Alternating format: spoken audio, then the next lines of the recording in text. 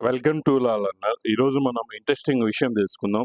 Election manifesto అంటే ఏమిటి? ఇతర దేశాల్లో ఎలక్షన్ మేనిఫెస్టో ఏ విధంగా ఉంది? మన దేశంలో ఏ విధంగా ఉంది?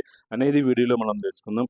ఎలక్షన్స్‌కి ముందు రాజకీయ పార్టీలు తాము అధికారంలో వస్తే ప్రజలకు ఏ విధంగా సంక్షేమం, అభివృద్ధి అందిస్తామో తెలిపే హామీలనే మనం ఎలక్షన్ మేనిఫెస్టో అంటాము. ఇప్పుడు ఇతర దేశాల్లో ఎలక్షన్ మేనిఫెస్టో ఏ విధంగా ఉందో మనం తెలుసుకుందాం. యూకేలో ఎలక్షన్ మేనిఫెస్టో రాయడమే కాదు, ఫండ్స్ ఎలా అంటే వాళ్ళు ఇచ్చిన మేనిఫెస్టోకి ఫండ్స్ ఎలా మొబిలైజ్ చేస్తారో కూడా వాళ్ళు రాయాలి.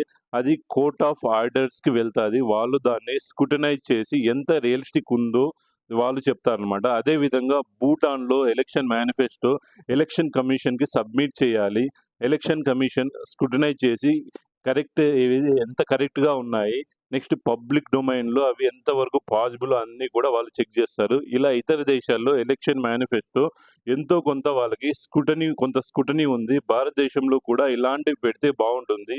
ఎందుకంటే ఇంత పెద్ద దేశంలో ఎలక్షన్ మేనిఫెస్టో నీటి మీద రాతలుగా మిగులుతున్నాయి. మన దేశంలో ఆహ్, హామీలు ఇస్తారు గానీ మన పొలిటీషియన్స్ ఏవి కూడా నెరవేర్చరనమాట.